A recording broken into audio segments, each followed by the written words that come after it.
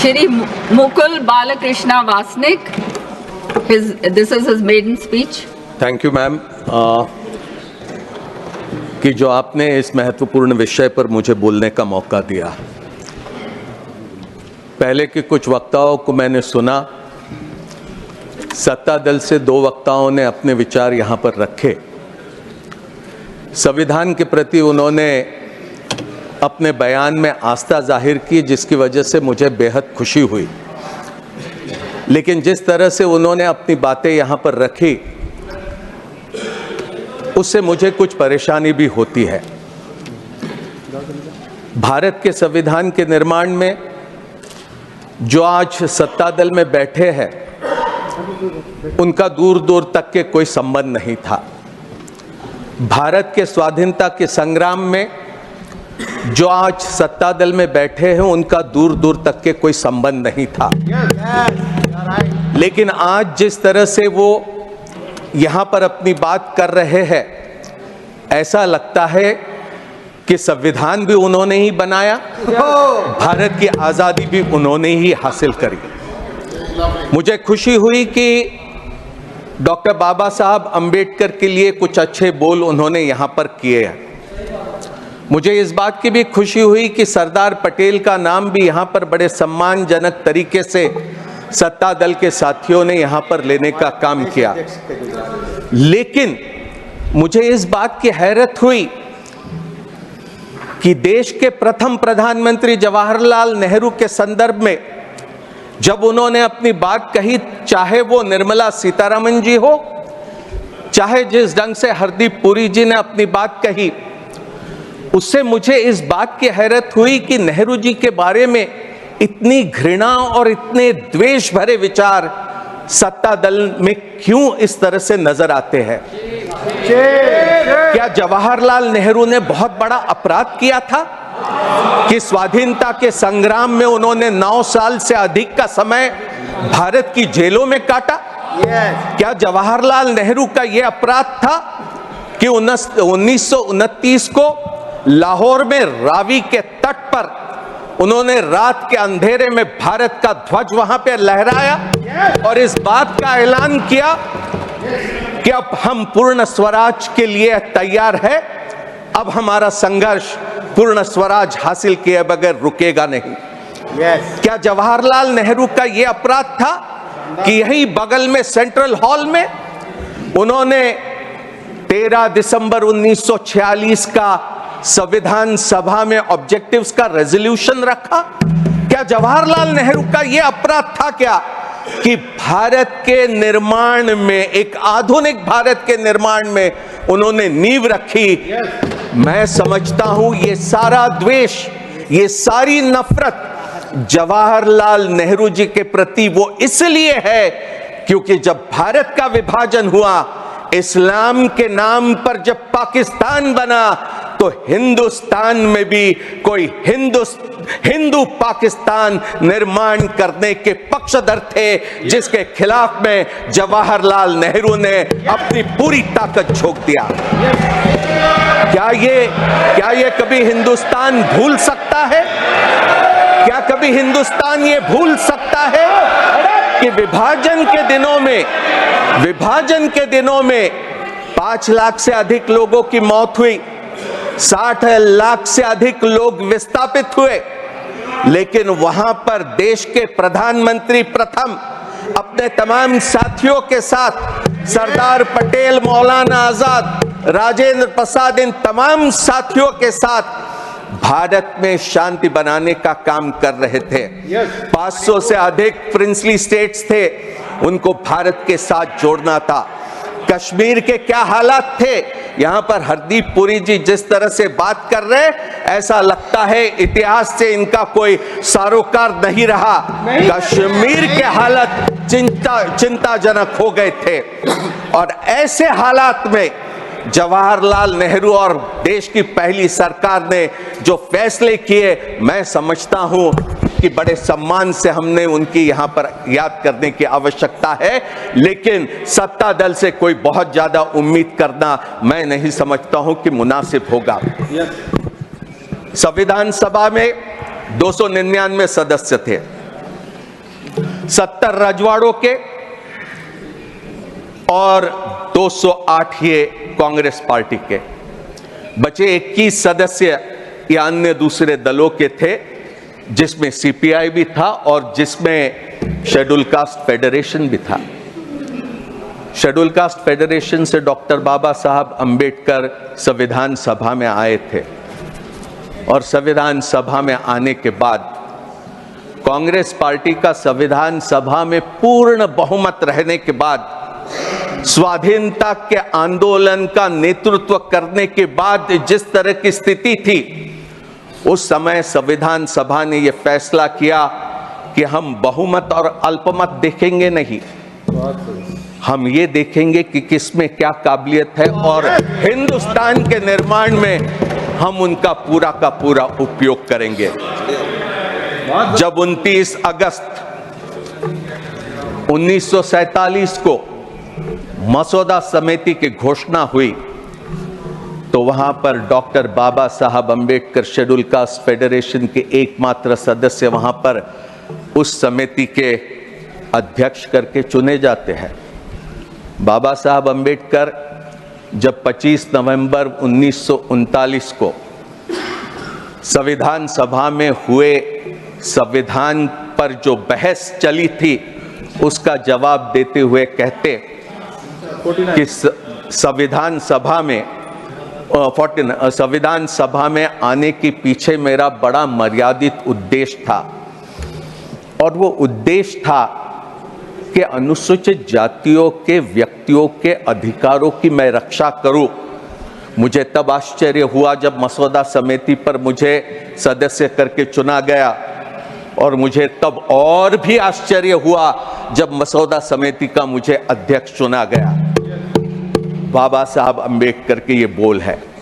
बाबा साहब अंबेडकर की जो क्षमता थी, जो बुद्धिमत्ता थी, जो विद्वत्ता थी, जो पूरे दुनिया भर का ज्ञान उन्हें प्राप्त था, और एक समाज के किनारे पर खड़े हुए व्यक्ति को जिन्होंने अपने काबिलियत से दुनिया में नाम कमाया था, उसका उपयोग हमारे संविधान बनाने में संविधान सभा ने पूरी तरह से किया। अंग्रेज क्या कहते थे? अंग्रेज कहते थे कि हिंदुस्तान राष्ट्र नहीं बन सकता, हिंदुस्तान ये एक भौगोलिक अभिव्यक्ति है, जियोग्राफिकल एक्सप्रेशन है, ये कभी राष्ट्र नहीं बन सकता। इतनी भाषा है, इतनी रीति रिवाज, इतने धर्म, लेकिन हमारा स्वाधीनता आंदोलन ये इंक्लूसिव था, ये सेकुलर था, ये प्रो पुअर था। ये आंदोलन तमाम लोगों को साथ में लेकर हिंदुस्तान के निर्माण के काम में लगा था। कोई ऑर्डर नहीं। Maiden speech, nobody can interrupt. Point of order. This is maiden speech, nobody can interrupt. आपका टाइम क्या रहा है? Mr. Jangra, this is his maiden speech. Madam ये maiden speech है। This is his maiden क्या point of order speech. है? Maiden. His maiden speech. बोलिए बोलिए। ये जो सूचना दे रहे हैं सत्ता जी, बोलने दीजिए, वो उनका उनकी मेडन स्पीच है। मैडम आप maiden उसके बाद speech के अंदर interrupt आप उसके बाद बोल दीजिए। Maiden speech में interrupt आप इसके बाद बोलिएगा। उनकी पहली प्रोसीजर स्पीच है, आप उसके बाद बोल दीजिए। आप मेडन प्रोसीजर की स्पीच के पूछा रखी है आपने, उसको आप पकड़ो पहले। आप मेडन बैठिए। स्पीच में इंटरप्शन कर रहे हैं आप। मेडन मैडम मैडम आप बैठिए, 2 मिनट बैठिए। आप 2 मिनट बैठिए। आप बैठिए 2 मिनट, जांगड़ा साहब। सर बोलिए sir. Yes, yes. Please continue. Please continue, Mr. Vasnik. Mr. Vasnik, I will allow him then. आ गया पानी। यार मेडन स्पीच में इंटरप्शन, दिस इज रॉन्ग। और वो भी हरियाणा रूल्स प्रोसीजर को लेकर के और गलत चीज कर रहे हैं। उनको होता मालूम है क्या रूल्स? हाँ, मैं तो समझता था कि आपका पूरा संरक्षण मुझे मिलेगा, लेकिन थोड़ा सा व्यवधान इसमें जरूर हुआ। आपको संरक्षण पूरा मिला है, तभी आप बोल रहे हैं। बोलिए। तो बाबा साहब अंबेडकर का भारत के संविधान के निर्माण में संविधान सभा ने पूरा उपयोग किया। उस समय के यूरोप में क्या था? भाषा के नाम पर, धर्म के नाम पर आधुनिक राष्ट्रों का निर्माण हो रहा था। फ्रांस हो, जर्मनी हो, इटली हो। भारत का स्वाधीनता का आंदोलन अपने आप में एक अनोखा था। ऐसा दुनिया में उस दरमियान नहीं हो रहा था।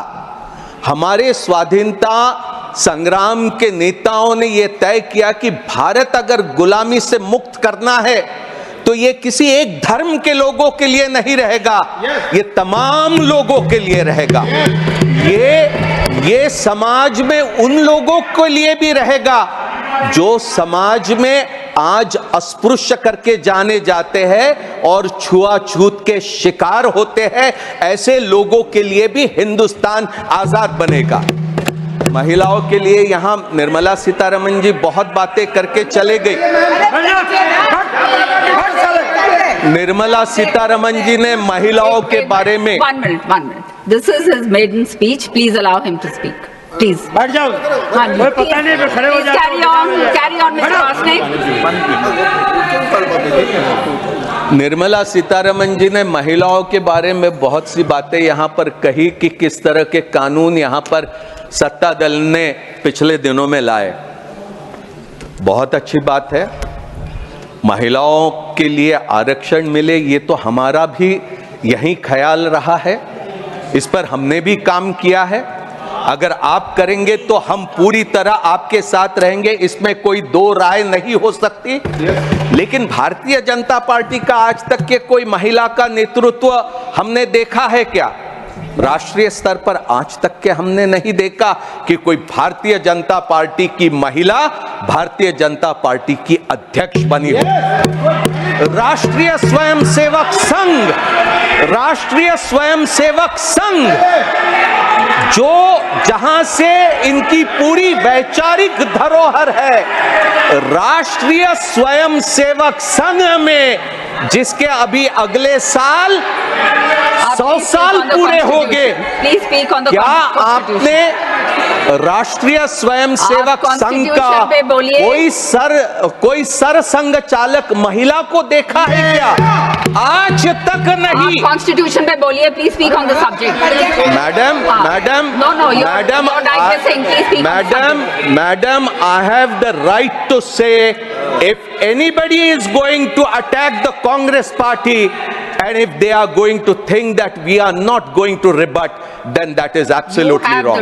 मैं आपसे पूरे आदर से सम्मान के साथ कहूंगा,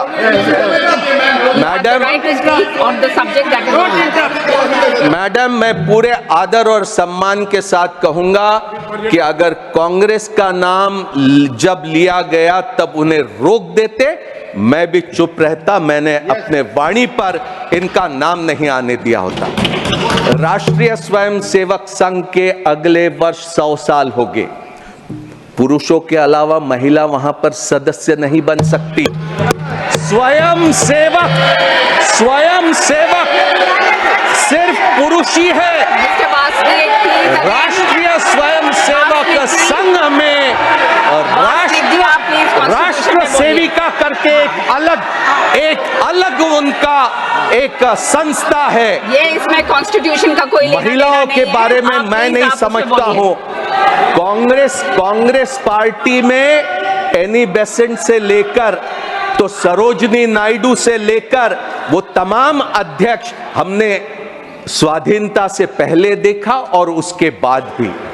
जवाहरलाल नेहरू ने जिस तरह से भारत की नींव रखी और जिस तरह से हमारे संविधान सभा ने, जिसमें बाबा साहब भीमराव अंबेडकर की एक अत्यधिक महत्वपूर्ण भूमिका रही है, मैं बड़े गौरव के साथ, बड़े अभिमान और शान के साथ कह सकता हूं कि भारत जो आज भी आजाद है, भारत जिसकी आज भी एकता बनी है, आज इस संविधान के वजह से वो सभी मुमकिन हुआ है। अन्यथा इतनी भाषाएं, इतने रीति रिवाज, इतने धर्म मैं नहीं समझता हूं कि इतने मजबूती से आगे बढ़ पाते। हमें बड़ा गौरव है कि आज सबसे बड़ा लोकतंत्र करके हम दुनिया में अपनी जगह पाए हैं। और मैं उम्मीद करता हूं कि अगर हम भारतीय संविधान के रास्ते पर चलते रहेंगे तो हम और अधिक मजबूत होंगे और अधिक हम दुनिया में अपना नाम रोशन करने में कामयाब होंगे। यहां राजीव जी के बारे में बात कही कि किस तरह से वहां पर इंदिरा जी की हत्या होने के बाद स्थिति पैदा हुई। यहां इंदिरा गांधी जी का शव रखा है। कोई गिन भी लेता कि इंदिरा गांधी जी के छाती पर कितनी गोलियां झेलनी पड़ी थी। कोई यह भी कह देता था कि उस समय के क्या हालात थे जिसमें इंदिरा गांधी को कठोर फैसले करने पड़े थे। यहां मां की लाश, जो मुल्क की प्रधानमंत्री थी, वहां पूरी छाती छलनी हुई पड़ी हुई थी और राजीव गांधी निकले दिल्ली के सड़कों पर, जहां दंगे भड़के थे वहां पर शांत करने के लिए। यहां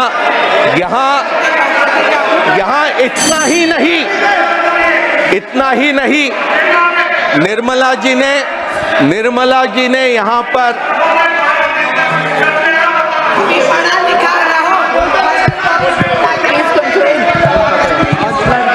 देखिए, शेखर जी ये आपके पिता थे। राम मनोहर लोहिया हॉस्पिटल में जब संजय गांधी का शव वहां पर पहुंचा था, इंदिरा जी वहां पर पहुंचे और चंद्रशेखर जी के साथ वहां पर बात करने लगी कि हम पंजाब के हालात को कैसे सुधारेंगे। आप क्या बात कर रहे हैं? पहले इतिहास को जानने की कोशिश करो। निर्मला जी ने यहाँ पर मैं आपका संरक्षण चाहूंगा। निर्मला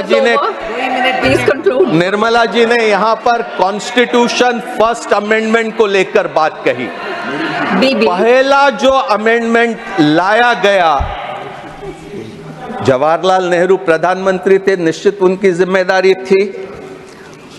वहां पर ऑब्जेक्टिव्स रेजोल्यूशन, वहां पर वो जब पेश कर रहे थे कॉन्स्टिट्यूशन अमेंडमेंट, तो क्या कहते, statement of objects and reasons में कि the citizens right to freedom of speech and expression guaranteed by article 19(1)(a has been held by some courts to be so comprehensive as not to be culpable even if he advocates murder and other crimes of violence.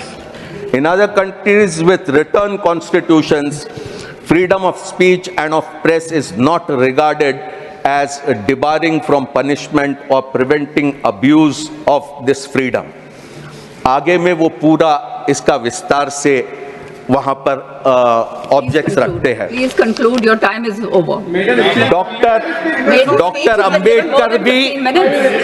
Ambedkar भी 2 घंटे पूरा ये amendment के समर्थन में अपनी बात रखते हैं और नेहरू जी ने जो भूमिका रखी उसका पूरा समर्थन करते हैं।